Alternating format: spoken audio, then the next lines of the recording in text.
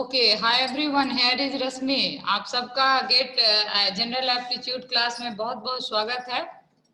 आज हम लोग कवर करेंगे गेट 2020 का जनरल एप्टीट्यूड का क्वेश्चन। ठीक है, जैसा कि मैंने हमेशा आप लोगों को बोला है कि aptitude is really very easy. हाँ, इसमें कुछ नई चीजें नहीं हम लोग को पढ़ना रहता है। जो आपका बेसिक कॉन्सेप्ट है अब तक, जो आपने 10th तक 12th में जो मैथमेटिक्स पढ़ा है, ओवरऑल कुछ वैसे ही रहता है। ठीक है, अब इसको आप एग्री करोगे। अभी हम लोग हाँ, अभी देखो एक सवाल 2020 में पूछा था, ये आपके स्क्रीन पर विजिबल है ना। P इज इक्वल टू 3 दिया हुआ, R is equal to 27, right, and T is equal to 243। आपसे पूछा है Q प्लस S का वैल्यू आप बताइए। तो देखिए इसमें थोड़ा कॉमन सेंस लगाइए। P Q यहाँ बीच में आ रहा है ना, R के बाद S आ रहा है, तो आपको इसको देख के ही पता चल गया है कि कहीं ना कहीं P और R के बीच क्या होगा, Q, और R और T के बीच क्या होगा, S। तो इन दोनों के बीच में ये दोनों वैल्यू लाई करता है कि नहीं। तो आप कहोगे हाँ मैं बात तो सही है। तो अब इन दोनों के बीच कौन सा वैल्यू और आर एस का होगा, ये आपको सोचना है। तो आप देखिए इस तरह का रिलेशन क्या बन रहा है, 2 है और इसके बाद 33 है, उसके बाद 27 है कि नहीं। तो 27 आप कैसे गेन करोगे, प्लस माइनस करने से तो नंबर को पाओगे नहीं, क्योंकि इसमें काफी डिफरेंस है। तो फिर आप सोचोगे कि अच्छा चलो क्यू करके देख लेते हैं, स्क्वायर करके देख लेते हैं कि नहीं। तो यहाँ पर देखो थोड़ा सा अपना कॉमन सेंस लगाना है कि व्हाट कैन बी हैपन, ये क्या हो क्या रहा है। तो आप कहोगे मैम ये तो 3 के पावर 1 है, अगर 3 के पावर 2 कर दें, 3 के पावर 3 कर दें तो ये कुछ सीरीज बनेगा। तो गौर से देखो तो ये कुछ वैसा ही सीरीज बन रहा है। तो यहाँ देखो ना, यहाँ मैंने लिखा है कि अगर 3 के पावर 1 है तो ये आपको 3 मिल रहा है, 3 के पावर 2 है तो ये 9 हो गया, 3 के पावर 3 करते हो तो देखो 27 आ गया, है ना। और फिर आपका क्या है, 3 के पावर 27 आ गया। कुछ बच्चों ने चैट किया है मुझे, हाँ। तो अब देखो, तो 27 है, 3 के पावर 4 करोगे तो 81 आएगा। तो देखो बीच का थर्ड नंबर पर 27 आ गया ना आपका, और फोर्थ नंबर पर 3 के पावर 5 की हो तो 243 आ गया क्या। तो एकदम से हमारा सीरीज बिल्कुल फिट बैठ रहा है, 3, 27 एंड 243। देखो यहाँ रहा आपका 3 और यहाँ रहा आपका 27, ये रहा आपका 243। तो बीच का जो Q और S की जो वैल्यू है वो क्या होगी, तो आप कहोगे मैम 9 और 81 होगा। तो यही तो था, इसमें 9 प्लस 81 कर दिया, आपको आंसर क्या आ गया, 90। तो इसका जो आंसर होगा वो क्या होगा, ऑप्शन नंबर सी। देखो 90 यहाँ पर ये ऑप्शन दिया हुआ है। तो देखो इसमें ऐसा है, क्या बार बार चैट में कुछ दिक्कत आ रही है क्या आप लोग को, 89, अच्छा सो नाइस, गुड, आपने सॉल्व भी किया था, वेरी गुड, बहुत अच्छा। तो मतलब कुल मिला के देख रहे हो, फोकट का एक नंबर आपको मिल गया है ना। थोड़ा सा कॉमन सेंस लगाओगे तो ये हो जाएगा। चलो अब बिना समय गवाए आगे का एक सवाल और देखते हैं। बहुत ही बेहतरीन क्वेश्चन है ये भी, देखिए 2020 का ही क्वेश्चन है। ठीक है, ये आपका क्यों नहीं यहाँ से स्क्रीन से जा रहा है, ये मैं हटाना चाह रही हूँ, वाई इट इज नॉट। हाँ ठीक है, अब ठीक है, ओके। तो यहाँ देखिए ये 2020 में भी ये भी क्वेश्चन आया हुआ है। This is very good question, this is also very good question. सवाल देख के थोड़ी घबराहट जरूर होगी, लेकिन इसमें भी कुछ खास नहीं है। मैं पढ़ती हूँ पहले, देखिए क्या लिखा हुआ है। The figure below shows an annular ring with outer and inner as b and a respectively. देखिए ये आपका जो है क्या बोलते हैं इसको, सर्किल दिया हुआ है, इसको एनुलर रिंग कहा है। ये रिंग है, ठीक है ना, जिसमें एक आउटर रिंग का जो रेडियस है वो क्या दिया हुआ है आपका बी, और इनर रिंग का रेडियस क्या दिया हुआ है ए। ठीक है, तो आपसे पूछा क्या है, सो सुन लीजिए। The figure below shows an annular ring with outer and inner radius as b and a respectively. This is your outer ring and this is your inner ring. तो आउटर के लिए बी रेडियस हो गया, inner के लिए ए radius हो गया। ठीक है, अब क्या बोलता है, the annular space has been painted in the form of blue colour circle. ये जो एनुलर स्पेस है, एनुलर स्पेस इसको बोल रहा है। देखिए ये जो आपका सर्किल है ना, ब्लू कलर में आपको विजिबल है, तो ये इसको एनुलर स्पेस बोल रहा है। ठीक है, और ये कह रहा है कि ये जो इनर सर्किल, एनुलर सर्किल जिसको इसने बोला है, ये ए और बी के बीच में है, तो देखिए इसके बीच ही तो है, ए बी यहाँ पर है और यहाँ है, तो इसके बीच में इसको बनाया है, ठीक है। तो कहता है the annular space has painted in the form of blue colour circle touching the outer and inner peripheral of annular space. ये दोनों को टच करते हुए इस सर्किल को बनाया गया है ना। कहता है if maximum n number of circle can be painted, okay. ये जो नंबर है आपका, ये कह रहा है कि सर्किल का नंबर n है जिसको पेंट किया गया है, तो then unpainted area available in annular space is what, okay. देखिए आप इस बात को अच्छे से समझ लीजिए, एनुलर स्पेस जो है वो इस एरिया को कह रहा है, ठीक ना। ये जो दोनों बिल्कुल अच्छे से इस बात को आराम से समझते हैं, क्वेश्चन मुश्किल नहीं है। ये जो दोनों, ये एक आउटर सर्किल है और एक इनर सर्किल है, ठीक है। इन दोनों के बीच जो ये स्पेस है, इसमें आपका एक सर्किल ब्लू कलर का बना हुआ है, ठीक है, and this is called annular space. और ये जो ब्लू कलर का सर्किल है, इसकी संख्या कितनी है, n है। तो आपसे पूछा गया है कि साहब ये बताओ कि ये जो बचे हुए खाली स्पेस हैं इसी एरिया में, पूरे की बात नहीं हो रही है, इस एनुलर स्पेस की बात हो रही है, ठीक है।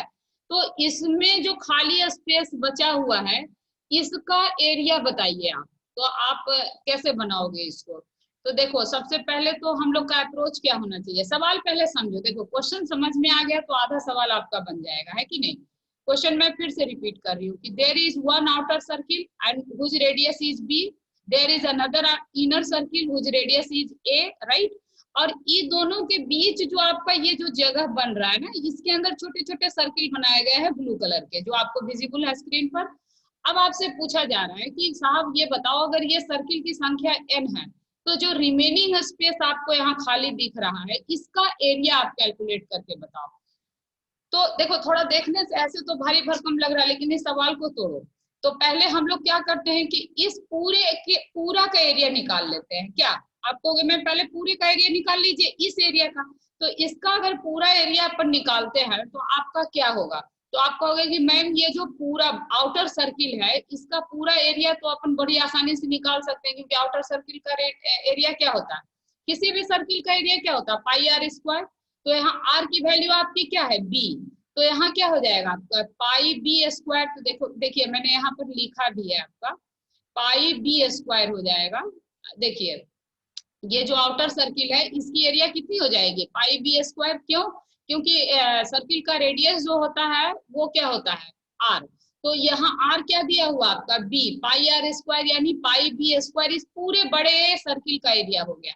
अच्छा ये छोटा जो इनर सर्किल है इसका एरिया कितना हो गया, तो इसका एरिया हो गया पाई ए स्क्वायर, है कि नहीं, क्योंकि इसकी रेडियस ए दिया हुआ है। तो अब आप कहोगे कि मैम इसका मतलब आप इसका पूरा एरिया बताने वाली हैं, बड़े वाले सर्किल से आउटर में इनर को अगर अपन माइनस कर दें तो ये बीच का एरिया निकल जाएगा, है कि नहीं। तो यही काम देखिए यहाँ हमने किया है कि इसको क्या कर दिया हमने, जो रेडियस है क्या लिखा मैंने ना, area of annular ring. Annular ring जो है वो क्या है, ये आपका ये वाला एरिया है। तो इस एनुलर रिंग का जो एरिया होगा, आउटर सर्किल का एरिया माइनस इनर सर्किल का एरिया, है ना।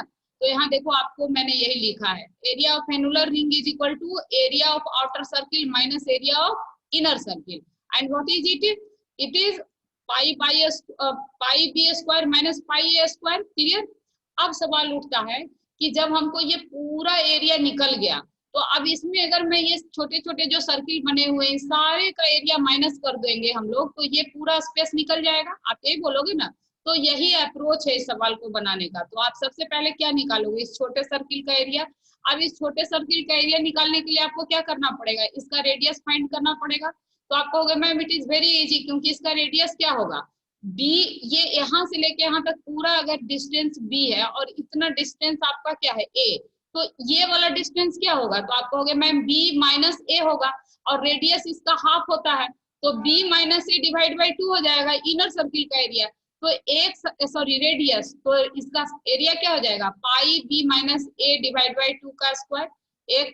एक सर्किल का एरिया क्या हो जाएगा, सो देखो मैंने यहाँ लिख दिया है कि radius of one blue circle is equal to what, b minus A divide by 2, है कि नहीं। यहाँ पर देख लो आप, ये टोटल अगर डिस्टेंस b है और ये आपका a है, तो इसका जो रेडियस होगा वो क्या होगा, b minus A divide by 2। तो इसी चीज को मैंने यहाँ लिख दिया है। और एरिया निकालोगे तो क्या लिखोगे, pi into B minus A divide by 2 का होल स्क्वायर, है कि नहीं। और चूंकि ये सर्किल कितना है आपका, n नंबर ऑफ सर्किल है, तो इसको एक सर्किल का एरिया अगर pi b minus A divide by 2 का होल स्क्वायर है और ये n सर्किल का एरिया क्या हो जाएगा, तो आपको n से मल्टीप्लाई कर देंगे। तो वही किया हमने, देखिए यहाँ पर मैंने क्या किया है, टोटल ब्लू एरिया जो n ब्लू सर्किल का जो एरिया है वो क्या कर दिया मैंने, n pi into B minus A divide by 2 का होल स्क्वायर। जब आपने इतना कर दिया तो सवाल बन गया। देखिए अब आपको क्या पता है, आपको ये पूरा सर्किल, ये पूरे एरिया का इस पूरे एरिया का एरिया पता है आपको, और ये ब्लू सर्किल का भी एरिया पता है। तो इसको पूरे में से अगर माइनस कर देंगे तो ये रिमेनिंग खाली स्पेस आपका निकल जाएगा, उसका एरिया निकल जाएगा। तो यही तो मैंने किया है। देखिए यहाँ पर एरिया ऑफ एनुलर रिंग को माइनस कर दिया है, किसमें, इसमें माइनस कर दिया है area of an blue colour circle, है ना। तो एरिया ऑफ एनुलर रिंग क्या हो गया आपका, पाई b square minus pi a square, है कि नहीं। उसके बाद आपने क्या किया, यहाँ पर इसको जो ब्लू कलर का सर्किल है उसका एरिया माइनस कर दिया, N pi into B minus A divide by 2 का होल स्क्वायर, है ना। और इसको थोड़ा सा सॉल्व कर दिया, पाई को कॉमन निकाल लिया इसमें से, तो बचा क्या, बी स्क्वायर। अब माइनस ए स्क्वायर, यहाँ पाई कॉमन निकालिएगा तो B square minus a square बचेगा ना, ठीक है। और यहाँ पर आपने क्या किया, इसमें से पाई कॉमन निकाल लिया। तो देखिए ये n तो नीचे ऊपर है, ठीक है, और डिवाइड बाई 2 के पावर स्क्वायर है, तो इसको इससे बाहर निकालेंगे तो n/4 हो जाएगा आउटसाइड। और ये क्या हो गया, b माइनस ए का होल स्क्वायर, क्योंकि ये तो टोटल पर स्क्वायर है तो b माइनस ए का होल स्क्वायर। अब इन दोनों में से जब आपने पाई को कॉमन निकाल लिया तो क्या बचा, ये वाला b square minus a square minus n/4 into B minus a का होल स्क्वायर। तो this is your answer of this question, है कि नहीं। और ये ऑप्शन आपका मैच कर रहा है ऑप्शन ए से, तो यही इसका आंसर होगा। तो देखिए इसमें क्या है कि मैं ये सवाल आपको इसलिए इतनी एक्साइटेड थी बताने के लिए कि आप जो है इसको है ना, यस मैम, ओके, आप जो है इसको ऐसे सवाल देखा जाए तो कितना भारी भरकम दिख रहा है, लेकिन इस सवाल को अगर आपने ब्रेक करके समझ लिया तो कितना आसान हो गया। गेट का ये पॉलिसी है, वो बाहर से बहुत भारी दिखाते हैं किसी सवाल को, उससे डरना नहीं है ना, उसको अच्छे से समझना है, क्वेश्चन को एनालाइज करना है। और अगर आपको सवाल समझ में आ गया तो यकीन जानिए सवाल का आपका आधा हिस्सा कंप्लीट हो गया, ठीक है। तो ये था आपका दूसरा क्वेश्चन, दोनों ही जनरल एप्टीट्यूड में सेम ईयर 2020 में जस्ट लास्ट ईयर पूछा गया था। तो होप सो आपको ये अच्छे से समझ में आ गया, है ना। अब देखिए आपका जो है नेक्स्ट क्वेश्चन जो है, this is also very interesting and good question, right. तो ये भी मैंने पूरा का पूरा आपका लिया है जनरल एप्टीट्यूड से, ठीक है, ठीक है। अब इस सवाल को भी अपन पढ़ते हैं, ठीक। अब इसमें देखिए क्या लिखा हुआ है, ये क्वेश्चन नंबर 9 1 मार्क्स क्वेश्चन है, ये भी this is also very good question, ये भी बहुत आसान है। देखिए क्या लिखा, 2 straight lines are drawn perpendicular to each other in x y plane. X y plane में आपको कोई 2 स्ट्रेट लाइन आपका ड्रॉ किया गया है। खास बात क्या है कि दोनों एक दूसरे के परपेंडिकुलर है। तो ये रहा देखिए आपका एक्स और वाई प्लेन, इसमें 2 लाइन को आपने क्या किया है, ड्रॉ किया है, ठीक है। खास बात क्या है कि ये दोनों एक दूसरे के परपेंडिकुलर है। इसका मतलब क्या हुआ कि जहां पर ये दोनों लाइन मिल रहा है वो एंगल कितना बनेगा, 90 डिग्री, है कि नहीं। देखिए ये 90 डिग्री मैंने लिखा है, ठीक है। तो 2 लाइन जब एक्स वाई प्लेन में बन रहा है, सवाल में ही लिखा हुआ है कि ये परपेंडिकुलर है एक दूसरे का, इसका मतलब है कि इन दोनों के बीच का एंगल आपका क्या दिया हुआ है, 90 डिग्री, ठीक है। अब आगे आइए, कहता if alpha and beta are the acute angle. अब देखिए भाई आपको, आपने अंडर 10th पढ़ा था what is called acute angle, तो आपको याद होगा, आप कहोगे मैम एंगल विच में कुछ measure is less than 90 degree is called acute angle, है ना। एक्यूट एंगल उसी को कहते हैं जिसका मेजरमेंट 90 डिग्री से कम होगा। अच्छा देखिए ये लिखता या नहीं लिखता, ये आपको सिर्फ ये एक्यूट याद है नहीं याद है, इसको जजमेंट के लिए इसने लिख दिया। अगर एक एंगल ट्रायंगल का 90 डिग्री है तो जाहिर सी बात है कि बाकी दोनों जो रिमेनिंग एंगल है ट्रायंगल का वो निश्चित तौर पे 90 से छोटा होगा, और जब 90 से छोटा होगा तो वो एक्यूट एंगल ही बनेगा ना, है कि नहीं। तो इसमें बॉदर होने वाली कोई बात नहीं है। खैर अब क्या कह रहा है कि जो ये अल्फा बीटा एंगल है ये आपका किससे बन रहा है, straight line makes with x axis. तो आप बताओ अल्फा बीटा की वैल्यू क्या होगी। देखिए कितना सिंपल सवाल है, कि ये कह रहा अगर ये लाइन 1 है, ये लाइन 2 है, और इन दोनों के बीच एंगल कितना है आपका 90 डिग्री। क्यों? क्योंकि both are perpendicular to each other. तो अपने को मालूम है, बचपन से अपन पढ़े हैं कि भाई दो लाइन अगर परपेंडिकुलर है तो बीच का एंगल 90 ही होगा, राइट। अब कहता है कि ये दोनों जो एक्सिस लाइन है वो एक्स एक्सिस के साथ अल्फा और बीटा एंगल बनाता है, और ये दोनों एक्यूट एंगल होगा। तो जाहिर सी बात है ये एक्यूट ही होगा। क्यों? क्योंकि इन दोनों की वैल्यू 90 से छोटी ही होगी। क्यों? क्योंकि हम लोग को पता है ट्रायंगल का जो तीनों एंगल का सम होता है, आप क्या बोलोगे? तो बोलोगे मैम ये तो सबको याद है 180 डिग्री होता है। तो इसका मतलब क्या हुआ, 90 प्लस अल्फा प्लस बीटा, ये तीनों का सम जो होगा वो क्या होगा, 180 डिग्री होगा। ठीक है, तो अब इसी बात को हमने देखिए यहाँ लिख दिया है, alpha plus beta plus 90 degree is equal to 180 degree. तो जब 180 डिग्री है तो अल्फा प्लस बीटा की वैल्यू क्या हो जाएगी, 180 में आप 90 माइनस कर दोगे तो यही आपका 90 डिग्री इसका आंसर आएगा। तो डू यू आप निश्चित तौर पे एंजॉय कर रहे हो सवाल को? तो देखो अगर आपको सवाल अच्छा लग रहा है, समझ में आ रहा है, वेरी इजी है, तो इसको प्लीज लाइक करना मत भूलना। ठीक है, तो देखा आपने ये तीसरा क्वेश्चन है जो same year just previous year में आपको जनरल एप्टीट्यूड में पूछा गया था, है ना। तो देखिए इसमें भी जो कॉन्सेप्ट आपका यूज हुआ, ये ट्रायंगल का कॉन्सेप्ट यूज हुआ कि डू यू रिमेम्बर और नॉट, ट्रायंगल का तीनों जो एंगल होता है उसका सम 180 डिग्री है होता है। एक तो ये प्रॉपर्टी आपने यूज किया। हालांकि एक्यूट एंगल तो डेफिनेशन आपको याद है कि नहीं है, वो जज करने के लिए, इसमें आपको डराने के लिए सब दे दिया था, आ गया था। हालांकि ये नहीं भी लिखा जाता तो उसका मतलब ही यही था कि भाई वो तो एक्यूट एंगल ही बनेगा, है कि नहीं। तो खैर इसमें अगर ये दोनों बातें आपको याद हो तो देखिए ये सवाल कितना आसानी से बन गया। अच्छा, इसके जस्ट पहले वाले सवाल में आपका क्या जजमेंट था, ये भी अंडर 12th आपने 10th पढ़ा था, एरिया ऑफ सर्किल, है ना, पाई आर स्क्वायर होता है। इसमें वही एक कॉन्सेप्ट को लगा करके रिमेनिंग एरिया को आपने निकाल लिया है। तो इट इज वेरी सिंपल ना, कुछ अलग से इसके लिए तो नहीं पढ़ना है, but practice is required. Practice आपको करना पड़ेगा। अगर आप ये सोचेंगे कि मैं एग्जाम में जाऊंगा और वहां झट से सवाल बन जाएगा, तो it is not possible. You have to prior practice, you have to do prior practice, right. तो आप देख रहे हैं कि आसानी से आपको 5 से 7 नंबर आपको जनरल एप्टीट्यूड से बन जाएगा गेट में सवाल, ठीक है ना। तो उसके बाद अगर आप चाहो तो we have few minutes remaining, तो एक और क्वेश्चन अपन देख लेते हैं। 2020 में ही पूछा था आपसे, क्वेश्चन नंबर 10 था ये, ठीक है। तो ये भी देखिए बहुत ही आसान सवाल है, आपको ये पाई चार्ट दे रखा है, तो आप बच्चों को अच्छी तरह पता है पाई चार्ट इसमें क्या है। चलो मैं पहले सवाल पढ़ लेती हूँ। कहता the total revenue of company during 2014 to 18 is shown in the bar graph, ठीक है। ये जो कंपनी का टोटल रेवेन्यू है इस बार ग्राफ में आपका 14 से लेके 18 तक शो हो रहा है, ठीक है। अब आपको, अब ये जो शो हो रहा है ये क्या हो रहा है, देखो इधर रेवेन्यू दिया हुआ है, मतलब इसकी आमदनी आपको मिलियंस में लिखा हुआ है। जैसे 2014 में कंपनी का रेवेन्यू कितना हुआ है 500, देखो यहाँ बार चार्ट का मतलब ऐसे ही देखते हैं ना अपन।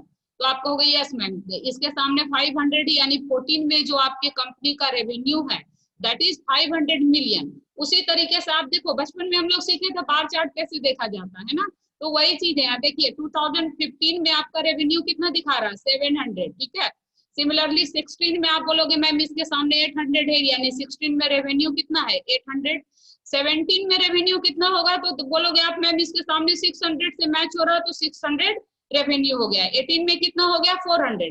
तो देखिए ये इंडिविजुअल अलग अलग ईयर का रेवेन्यू नहीं लिखा है, उसने क्या किया आपको चार्ट में बना दिया है, और आपसे ये चेक किया जा रहा है कि आपको चार्ट देखना आता है कि नहीं। If you remember then it is very simple ना, ये भी अंडर 10 का कॉन्सेप्ट है आपका, है कि नहीं। तो अब आप देखो इसमें क्या लिखा, तो आपका सवाल क्या है, स्क्रीन नहीं दिख रहा है ma'am, screen is not visible. बाकी लोग को दिख रहा है क्या screen? Respond me please, message me please please. Yes ma'am दिख रहा है, okay. Himanshu you have some problem by own side you, right. बाकी लोग को दिख रहा है, प्लीज चेक इट, ठीक है।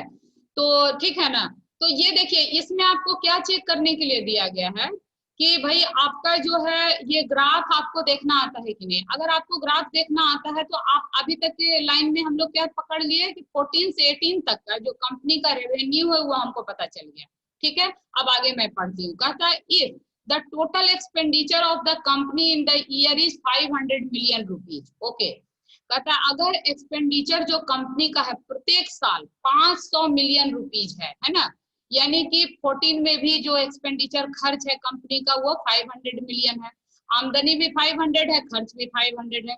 2015 में भी खर्च जो है उसका क्या है 500 मिलियन है, जबकि आमदनी इसका कितना है देख लीजिए 700। 16 में भी खर्च 500 ही होगा, बट इनका जो रेवेन्यू है वो 800 है, ठीक है। 17 में भी खर्च आपका 500 है, रेवेन्यू 600। 18 में भी खर्च 500 है, रेवेन्यू 400, ठीक है। तो अब आपसे देखिए, आपको हर साल का खर्च और रेवेन्यू देखना आ गया, पता चल गया। तो आपसे पूछा है कि साहब बताओ एग्रीगेट प्रॉफिट और लॉस इन परसेंटेज। अब देखो परसेंटेज लॉस परसेंटेज प्रॉफिट आपको निकालना आता है ऑफ द टोटल एक्सपेंडिचर। किसका प्रॉफिट और लॉस पूछा गया है, तो टोटल एक्सपेंडिचर का प्रॉफिट और लॉस पूछा गया है। तो now it is very simple to you ना। तो आप कहोगे कि मैम परसेंटेज लॉस या गेन कैसे पता करेंगे, तो जितना टोटल आमदनी है और जो खर्च है टोटल को पहले निकाल लोगे, और उसका डिफरेंस अगर पॉजिटिव है तो वो प्रॉफिट है, निगेटिव है तो वो क्या है, खर्च है आपका, है कि नहीं। तो यहाँ पर लॉस है वो। तो देखिए हमने यहाँ क्या लिखा है कि टोटल नंबर ऑफ ईयर चूंकि 5 है, तो एक्सपेंडिचर क्या हो जाएगा, प्रत्येक साल आपका 500 मिलियन एक्सपेंडिचर है, तो 5 साल में कितना हो जाएगा 2500 मिलियन एक्सपेंडिचर, है कि नहीं। तो ये तो हो गया खर्च निकाल लिया हमने। और रेवेन्यू क्या होगा, तो प्रत्येक साल का आपने देख ही लिया 400, 500, 600, 700, 800 है, ये ग्राफ से आपने निकाल लिया है कि नहीं। तो उसको ऐड कर दिया आपने, तो ये आपका क्या निकल गया, ये आपका टोटल रेवेन्यू यानी कि प्रॉफिट निकल गया, and this one is total expense, right. तो अब चूंकि आपका जो रेवेन्यू है वो क्या है, खर्च से ज्यादा है। देखिए खर्च आपने 2500 मिलियन किया है, जबकि आपका जो आमदनी हुआ 3000। तो ये तो कॉमन सेंस की बात है, आप कहोगे मैम तो यहाँ 500 मिलियन क्या हो गया, हमारा प्रॉफिट हो गया। तो चलो ये 10 टोटल प्रॉफिट निकल गया। तो परसेंटेज प्रॉफिट देखिए किसका निकालने बोला गया है, तो यहाँ साफ साफ लिख दिया गया है percentage profit of total expenditure, right. तो टोटल एक्सपेंडिचर को कैसे निकालोगे, तो इट इज वेरी सिंपल ना, कि 500 इसका टोटल प्रॉफिट है, डिवाइड बाय टोटल एक्सपेंडिचर कितना है 2500 इंटू 100, तो यही आपका क्या हो जाएगा परसेंटेज प्रॉफिट। तो ये 20% नाउ प्रॉफिट ऑफ दिस, ठीक है। तो ये आपका आंसर इसका क्या हो जाएगा सी। तो होप सो आपने काफी एंजॉय किया इस सवाल को। तो देखिए अब मैं आज यहीं पर इसको रोकती हूँ, ठीक है। 4 क्वेश्चन मैंने आपको 4 क्वेश्चन 2020 का आज के इस क्लास में जनरल एप्टीट्यूड का कवर किया है। अगर आपको समझ में आ गया है तो प्लीज फेसबुक पर अगर आप देख रहे हैं तो इसको लाइक शेयर कर दीजिएगा, और यूट्यूब पर देख रहे हैं तो प्लीज वहां पर भी लाइक कमेंट करना नहीं भूलिएगा। और अगर चैनल को सब्सक्राइब नहीं किए हैं, मेरे चैनल का नाम रश्मि सिन्हा है, तो उसको प्लीज सब्सक्राइब कर लीजिएगा, ठीक है। तो मैं यहीं पर इस क्लास को रोकती हूँ। Thank you.